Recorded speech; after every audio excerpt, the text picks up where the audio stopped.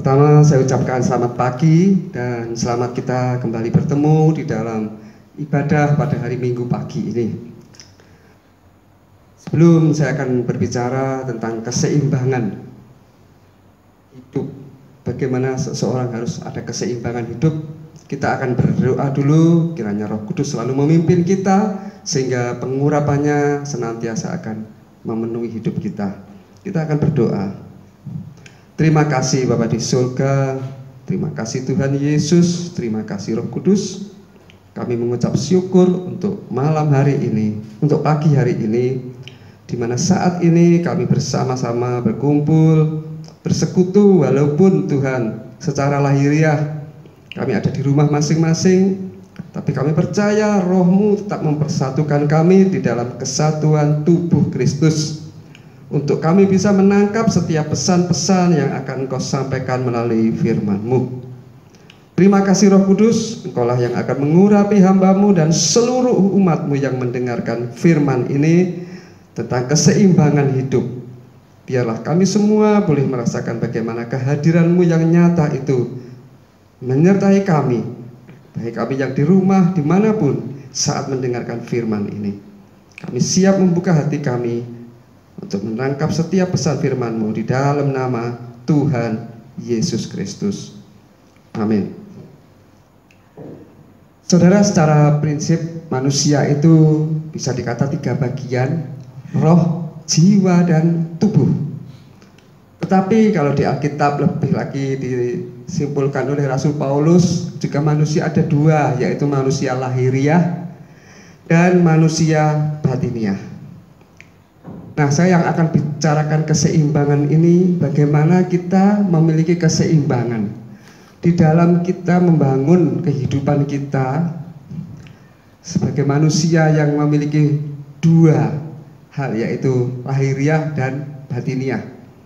Karena memang kecenderungan manusia secara umum, dia lebih tertarik kepada hal-hal yang lahiriah, nyata, dan batiniahnya belum kelihatan karena di dalam.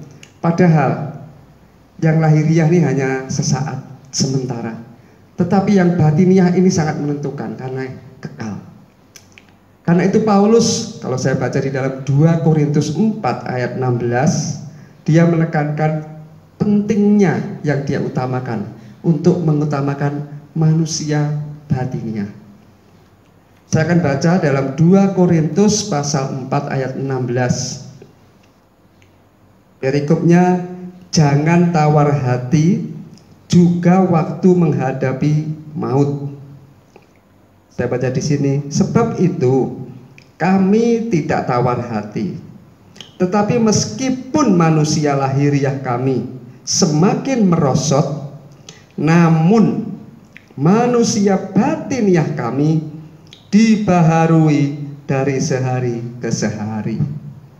Ini prinsip Paulus. Dia lebih tertarik dan lebih prioritaskan manusia batiniahnya karena dia sadar lahiriah ini hanya sementara dan selalu berubah. Semakin hari semakin tua, kondisi semakin merosot, baik secara fisik, kesehatan, semua merosot. Tapi Paulus mengatakan di sini, dia tidak mau tawar hati. Kondisi apapun yang dia alami dalam kemerosotan manusia lahiriah. Kalau lahiriah bisa masalah ekonomi juga, pekerjaan, semua sakit penyakit. Dan karena dia lebih tertuju kepada manusia batiniah. Dan saudara, kita sadar kalau kita mulai belajar memiliki keseimbangan, seimbang aja, kita memperhatikan manusia batiniah kita. Ada satu hal yang kita harus sadari, ada musuh-musuh yang tidak senang kalau kita bertumbuh dalam manusia batiniah kita. Memang Tuhan merencanakan kita, semua yang percaya bisa diselamatkan. Tetapi iblis sejak zaman Adam, dia ingin juga manusia keluar dari rencana Allah. Sejak Adam dan Hawa. Dan proses ini sampai saat ini, saudara, sadar tidak sadar, iblis selalu membangun serangan itu, menggoda kita dengan kenyamanan, dengan kesukaan, dengan kesenangan hal-hal yang lahiriah, manusia lahiriah kita ini lebih terus ditawari, dicondongkan, sehingga yang manusia batiniah kadang terabaikan. Nah, kita harus sadar ada musuh yang tidak kelihatan yang selalu ingin merusak kehidupan kita secara batiniah. Kalau saat ini saudara kita lihat hidup dalam kondisi di mana ada pandemi, musuh kita juga nggak kelihatan, virus corona. Ini lebih dari virus corona. Kalau corona hanya bisa membinasakan paling tubuh kita. Paling tubuh kita ya sudah, paling berat mati. Memang kita harus mati. Entah sekarang, entah besok, entah kapan mesti mati. Tetapi kalau manusia batiniah kita ini kekal. Kalau kita nggak hati-hati, kita nggak jaga, kita nggak bisa menyesal lagi. Karena itu kita harus belajar seperti Paulus. Kita menyadari bagaimana langkah-langkah yang harus kita ambil dalam menghadapi musuh-musuh yang tidak kelihatan ini. Kita akan buka dalam Efesus pasal yang ke-6. Efesus pasal yang ke-6 ayat yang ke-16.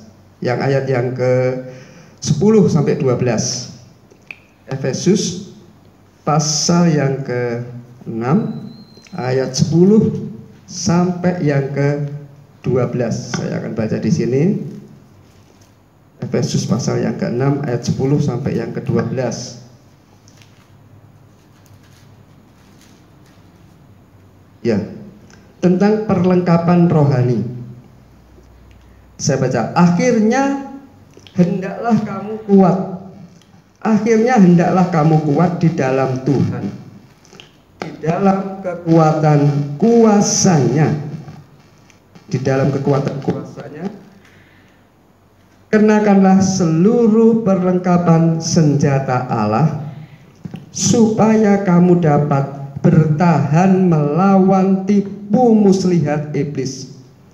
Karena perjuangan kita bukanlah melawan darah dan daging, tetapi melawan pemerintah-pemerintah, melawan penguasa-penguasa, melawan penghulu-penghulu dunia yang gelap ini, melawan roh-roh jahat di udara.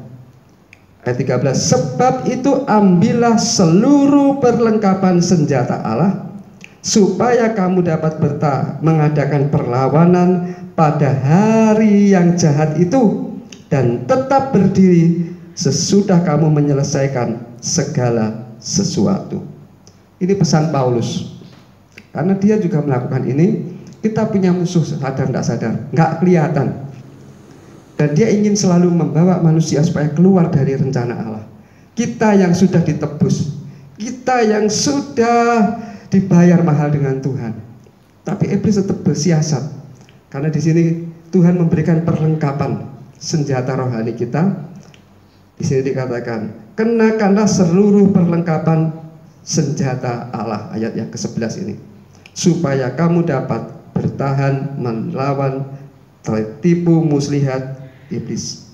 Saudara nanti baca semua itu lebih baik, karena saya akan gak terlalu terinci di sini. Cuman saya perlu ingatkan kita supaya kita sadar Tuhan sediakan senjata. Nah, kita tinggal pergunakan atau tidak. Karena ini sifatnya untuk melawan sesuatu yang kita tidak mampu secara fisik. Dia nggak kelihatan. Serangan iblis itu godaannya nggak kelihatan. Tetapi dia walaupun kita bukan melawan manusia darah daging, tapi dia pakai manusia juga untuk menjatuhkan kita. Dia memakai manusia untuk menggoda kita, untuk menekan, untuk menimbulkan kemarahan, sakit hati, dengki, semua dia pakai. Tinggal kita bisa nggak benar-benar menjaga ini. Nanti saudara bisa baca di dalam sampai ayat yang ke-20. Nah, dalam Efesus pasal 6 ayat yang ke-10 sampai tadi saya baca sampai 13, tapi kalau saudara terus sampai 3 sampai 20. Nah, sekarang kita harus mengambil langkah. Langkah apa yang harus kita pakai untuk membangun manusia batiniah kita ini supaya seimbang, paling tidak seimbang, karena banyak manusia yang nggak menjaga keseimbangan antara perawatan lahiriah dan rohaniah. Paling nggak seimbang aja. Nah, kalau kita mau membangun manusia roh kita, manusia rohani kita dibangun, kita yang pertama harus belajar. Coba kita buka dalam Roma pasal 8. Ini yang pertama. Roma pasal 8 ayat 5 dan ke-6. Saya akan baca Roma 8 ayat 5 dan ke-6. Sebab mereka yang hidup menurut daging memikirkan hal-hal yang dari daging. Mereka yang hidup menurut roh memikirkan hal-hal yang dari roh. Karena keinginan daging adalah maut. Memang daging akhirnya menuju maut. Tetapi keinginan roh adalah hidup dan damai sejahtera. Sebab keinginan daging adalah perseteruan terhadap Allah, karena ia tidak takluk. Daging tidak mau takluk kepada hukum Allah. Hal ini memang tidak mungkin baginya. Paulus katakan dengan tegas, daging tidak mungkin untuk takluk kepada hukum Allah, dan mereka yang hidup dalam daging tidak mungkin berkenan kepada Allah. Saudara, ini Paulus bukan menakut-nakuti tapi mengingatkan supaya kita sadar. Kalau saudara ingin membangun manusia roh kita sadar itu satu pergumulan yang gak mudah untuk melawan lahiriah kita. Karena dikatakan di sini manusia lahiriah kita tidak mau takluk terhadap hukum Allah. Tuhan Yesus kepada murid-muridnya mengatakan bahwa barang siapa yang menjadi muridku, dia harus menyangkal diri, pikul salib, dan mengikut aku. Itu perlu penyangkalan diri, pikul salib, berani menanggung penderitaan karena nama Tuhan Yesus. Nah, membangun manusia rohani, bagaimana kita memiliki satu penyangkalan diri selalu, untuk kita tidak mau terus dibawa keinginan-keinginan daging yang kita tahu nggak sejalan dengan kebenaran firman Allah. Karena memang daging tidak mau takluk, dikatakan di sini. Ayat 7 ini, sebab keinginan daging adalah perseteruan terhadap Allah, karena ia tidak takluk kepada hukum Allah. Hal ini memang tidak mungkin baginya. Daging nggak mau, karena dia hidup hanya sesaat, sebentar, habis mati sudah, dia nggak ada urusan, dia nggak ada tanggung jawab, mati ya sudah. Tapi manusia batiniah kita yang kekal ini sangat menderita nantinya di sana. Karena itu gimana kita menyadari, kita kalau membangun manusia roh, mau nggak mau ya penyangkalan diri, pikul salib, baru kita bisa ngiring Tuhan. Amin. Nah, ini yang pertama, prinsip yang pertama. Yang kedua, saudara, melalui penyangkalan diri, itu sebetulnya saudara sama dengan menaklukkan dagingmu di bawah kuasa manusia roh. Nah, ini yang kedua, ini satu tindakan yang tegas dari pihak kita untuk kita menjadi tawanan roh. Artinya daging kita ditawan oleh manusia roh kita. Loh, kok bisa diri kita ditawan sendiri? Coba kita lihat dalam Kisah Rasul. Paulus lalu dia menyampaikan dalam Kisah Rasul 20 ayat yang ke-22. Kisah Rasul pasal 20 ayat 22 dikatakan di sini,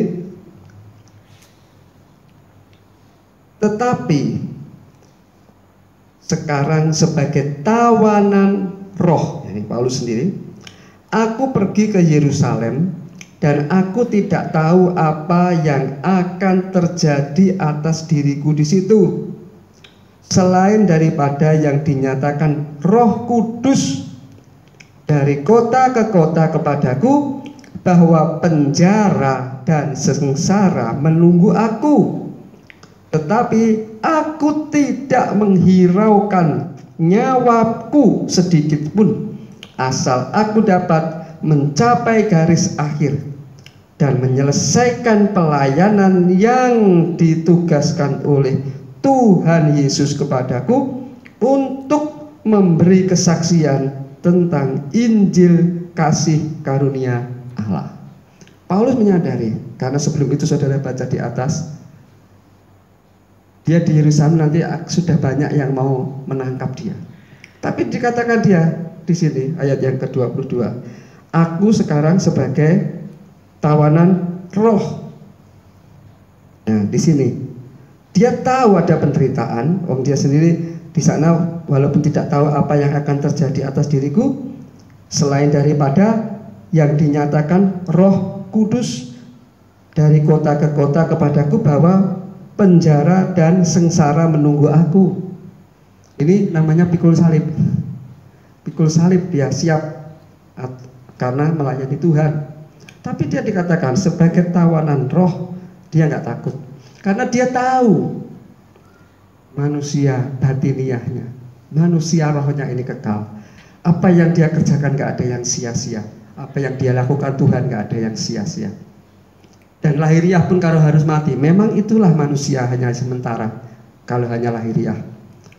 Dan dia katakan yang penting di sini, aku tidak menghiraukan ayat yang ke-24, nyawaku sedikit pun, asal saja aku dapat mencapai garis akhir dan menyelesaikan pelayanan yang ditugaskan oleh Tuhan Yesus kepadaku untuk memberi kesaksian tentang Injil kasih karunia Allah. Yang kedua, jadi saudara, kita lihat di sini kita harus belajar untuk mengalahkan segala keinginan manusia lahiriah kita demi supaya kita bisa tetap bertahan kuat di dalam rencana Tuhan atas kita. Tuhan pasti punya rencana atas diri saudara, atas diri saya, walaupun semua nggak harus jadi hamba Tuhan, pendeta, tapi kita paling nggak menjadi kesaksian. Kita bagaimana bisa menjadi kesaksian untuk kemuliaan Tuhan, untuk bisa kita menyaksikan tentang Injil kasih karunia Tuhan dengan keluarga kita yang terdekat, teman, seberapa kita punya kesempatan, itu tugas mulia dan upahnya besar di surga. Ya. Dan yang ketiga, kita harus menyadari posisi kita. Coba dalam Efesus pasal yang kedua, kita baca Efesus yang ketiga, Efesus pasal 2 ayat yang ke-4. Efesus 2 mulai ayat 4 sampai ke-7. Efesus 2 ayat 4 sampai 7, saya baca. Tetapi Allah yang kaya dengan rahmat, oleh karena kasih-Nya yang besar yang dilimpahkannya kepada kita, telah menghidupkan kita bersama-sama dengan Kristus. Sekalipun kita telah mati oleh kesalahan-kesalahan kita, oleh kasih karunia kamu diselamatkan, dan di dalam Kristus Yesus Ia telah membangkitkan kita juga dan memberikan tempat bersama-sama dengan Dia di surga, supaya pada masa yang akan datang Ia menunjukkan kepada kita kekayaan kasih karunia-Nya yang melimpah-limpah sesuai dengan kebaikannya terhadap kita dalam Kristus Yesus. Saudara, ini luar biasa. Kita sadar posisi kita di dalam Kristus Yesus itu kita sudah punya tempat. Posisi kita di dalam Kristus Yesus itu sudah, peluang kerajaan surga itu besar sekali. Asal kita bisa memelihara manusia roh kita ini. Jangan sampai kita tergoda untuk kita dikuasai oleh manusia lahiriah kita ini terlalu berlebihan. Manusia lahiriah yang penting kita cukupkan dengan apa yang dibutuhkan. Tetapi manusia batiniah lebih penting. Nah, maksudnya dia sudah membangkitkan kita ke alam spiritual, supaya kita benar-benar menjadi roh yang bergerak juga di dalam acara alam spiritual. Berbeda, kita nggak hanya bergerak di dalam alam duniawi. Posisi kita sebetulnya sudah disediakan di dalam kerajaan Allah, di dalam Kristus Yesus itu. Nah, di dalam alam dunia ini dengan hidup secara spiritual itu kita belajar, saudara. Saat ini mungkin ada tantangan, penderitaan, dengan apapun hati kita tetap tertuju kepada Dia. Kita sadar kalau Tuhan izinkan segala sesuatu, rencana Tuhan, kalau Dia aja sudah menyelamatkan nyawa kita secara roh, apalagi hanya secara jasmani, Tuhan tetap turut bekerja di dalam segala perkara. Tuhan tetap turut bekerja dalam segala perkara untuk memelihara hidup kita. Nggak usah takut lah. Apapun yang Tuhan izinkan dalam hidup kita, itu semua untuk kebaikan kita. Roma 8 ayat 26 ini, coba kalau saya ingin baca, saya diingatkan ini Roma 8 ini. Kalau kita betul-betul mau membawa hidup kita tetap ada di dalam rencana Allah, kita tetap membangun manusia batiniah kita di dalam alam spiritual, nggak usah takut dengan apapun yang kita hadapi seperti saat ini, karena kita juga mesti mati. Kapan nggak tahu, tapi kita pasti mati. Tapi kalau kita mati di dalam Tuhan Yesus, itu luar biasa, karena kita sudah ada di dalam rencananya. Coba Roma 8 ayat 26, saya mulai baca. Roma 8 ayat 26, saya akan baca di sini mulai. Roma 8. Demikian juga Roh membantu kita dalam kelemahan kita, sebab kita tidak tahu bagaimana sebenarnya harus berdoa. Tetapi Roh sendiri, Roh huruf besar, Roh Kudus, berdoa untuk kita kepada Allah dengan keluhan-keluhan yang tidak terucapkan, dan Allah yang menyelidiki hati nurani mengetahui maksud Roh itu, yaitu bahwa Ia sesuai dengan kehendak Allah berdoa untuk orang-orang kudus. Kita tahu sekarang, nah ini ayat 28 kuncinya. Kita tahu sekarang bahwa Allah turut bekerja dalam segala sesuatu untuk mendatangkan kebaikan bagi mereka yang mengasihi Dia. Ini yang mengasihi Dia, yaitu bagi mereka yang terpanggil sesuai dengan rencana Allah. Kita dibantu oleh Roh Kudus. Ketika Tuhan Yesus mau naik ke surga, Dia sudah ingatkan, aku akan memberikan kepada kamu seorang penolong, yaitu Roh Kudus. Dan Roh Kudus ini membantu kita dalam segala kelemahan. Dalam kita berdoa aja, Roh Kudus turut bekerja untuk menyampaikan apa yang terbaik buat kita. Jangan bilang nggak bisa berdoa, Roh Kudus tetap Dia bisa membantu kita. Karena itu dalam ayat yang ke-26 tadi, Roh membantu dalam kelemahan kita, Roh huruf besar, sebab kita tidak tahu bagaimana sebenarnya harus berdoa, tetapi Roh sendiri, Roh berdoa untuk kita kepada Allah dengan keluhan-keluhan yang tidak terucapkan, dan Allah yang menyelidiki hati nurani. Kalau hati nuranimu tulus, motivasimu tulus, mengetahui maksud Roh itu, yaitu bahwa Ia sesuai berdoa dengan kehendak Allah. Dan di sini dikatakan Roh Kudus itu berdoa untuk orang-orang kudus kita. Kita orang-orang kudus. Jadi mari kita dengan keterbatasan, dengan kelemahan, apapun kelemahan kita, asal hati kita benar-benar tulus untuk Tuhan, kudus hidup kita, jaga hidup kita. Roh itu yang huruf besar tadi, Roh Kudus, Dia selalu menolong kita dalam segala kelemahan, dalam berdoa, dalam mengatasi segala apapun. Tuhan turut bekerja, dan itu yang luar biasa. Jadi kalau kita mulai menyadari bahwa kita itu manusia roh yang harus dibangun, kita akan bergerak juga di dalam alam spiritual. Kita sadar kita tidak sendirian, Roh Kudus membantu kita. Yang terakhir, kita mulai menjaga gaya hidup kita. Jadi kekuatan Roh Kudus ini juga harus mempengaruhi gaya hidup kita. Karena kita bertumbuh manusia rohani ini bukan hanya karena kita menerima pengetahuan, masukan-masukan.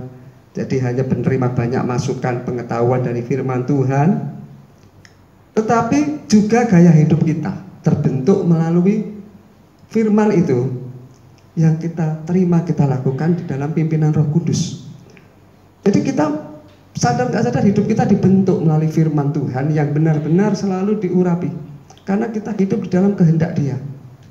Nah, caranya gimana memiliki gaya hidup di dalam kehendak Roh Kudus, yaitu menjaga kekudusan. Kita sadar Tuhan itu kudus. Dalam firman Tuhan dikatakan Allah itu kudus.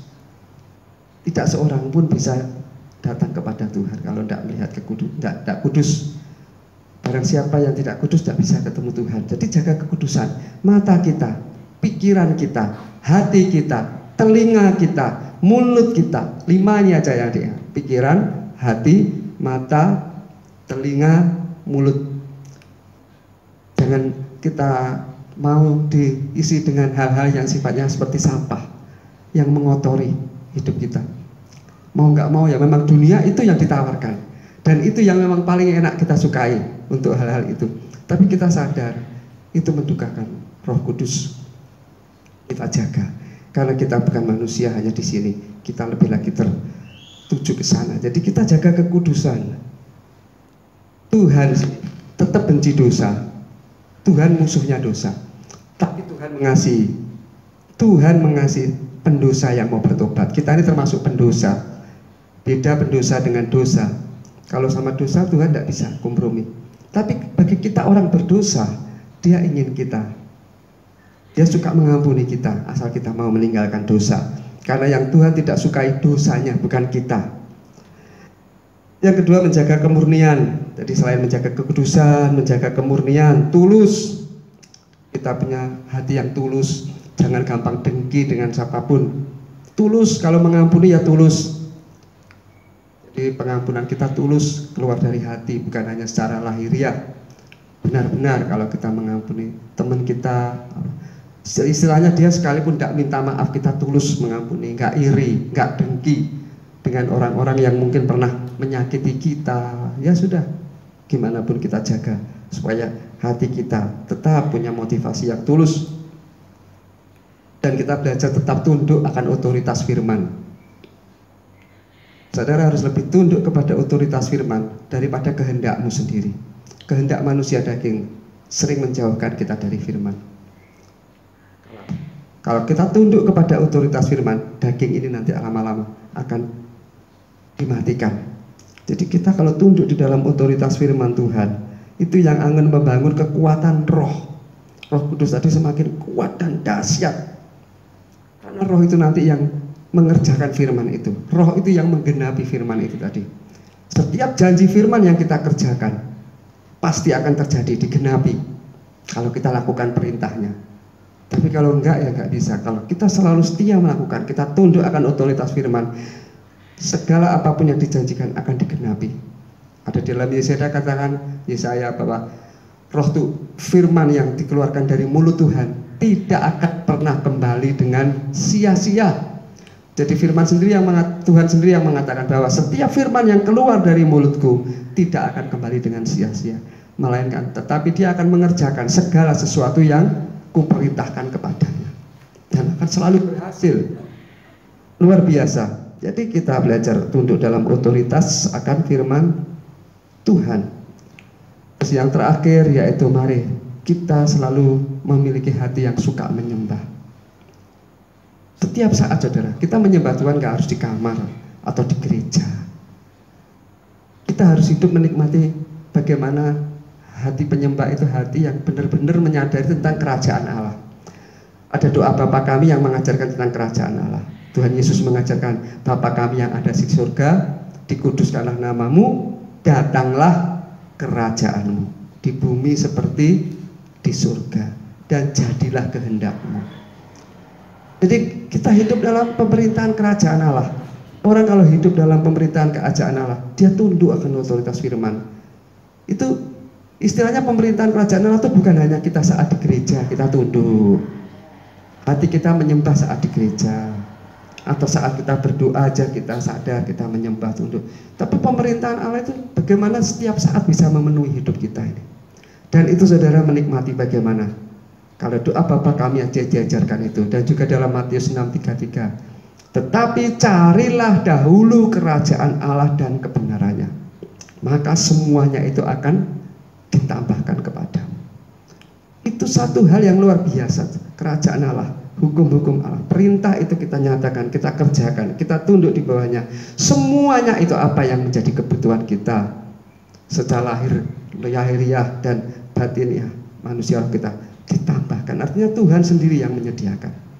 Saya percaya bukan berarti kita jadi orang paling kaya atau banyak berlimpah harta. Tuhan tahu yang terbaik, apa yang akan Dia berikan bagi kita. Nah, Marilah kita sadar kalau kita sebagai manusia ada dua unsur, lahiriah dan batiniah, manusia roh. Kita belajar hidup seimbang, paling enggak seimbang, tapi kalau bisa lebih lagi di dalam manusia roh kita, luar biasa. Karena itulah nanti hidup kita yang sebenarnya. Manusia lahiriah di dunia ini, orang Jawa ngomong mung angger urip, karena hanya sesaat. Tetapi manusia batiniah atau manusia roh ini kekal, pelihara dengan sungguh-sungguh. Kiranya Tuhan memberkati kita semua. Kita akan tutup di dalam doa. Terima kasih Bapa di surga, terima kasih Tuhan Yesus, terima kasih Roh Kudus, kami mengucap syukur untuk malam hari ini. Kiranya melalui firman-Mu mengingatkan kami untuk lebih lagi membangun manusia roh kami. Karena Engkau sudah menebus, Engkau sudah menjadikan kami ciptaan yang baru di dalam Tuhan Yesus Kristus. Itu adalah manusia roh, bukan lahiriah. Manusia roh kami sudah Engkau perbarui melalui penebusan Kristus. Kami mau rawat, kami mau pelihara, supaya kami benar-benar bisa menikmati penggenapan dari apa yang sudah Tuhan kerjakan atas hidup kami. Engkau memberkati setiap umat-Mu yang mendengarkan firman-Mu ini Tuhan, dimanapun mereka berada. Tangan Tuhan selalu memberkati. Dan Roh Kudus, kiranya Engkau yang meremahkan untuk firman itu selalu hidup di dalam rohnya, di dalam hatinya, di dalam pikirannya, menjadi gaya hidup. Terpujilah nama-Mu Bapa, Engkau selalu memberikan yang terbaik bagi kami. Dalam nama Tuhan Yesus, hamba sudah berdoa dan mengucap syukur. Amin. Selamat malam, Tuhan Yesus memberkati kita semua. Amin.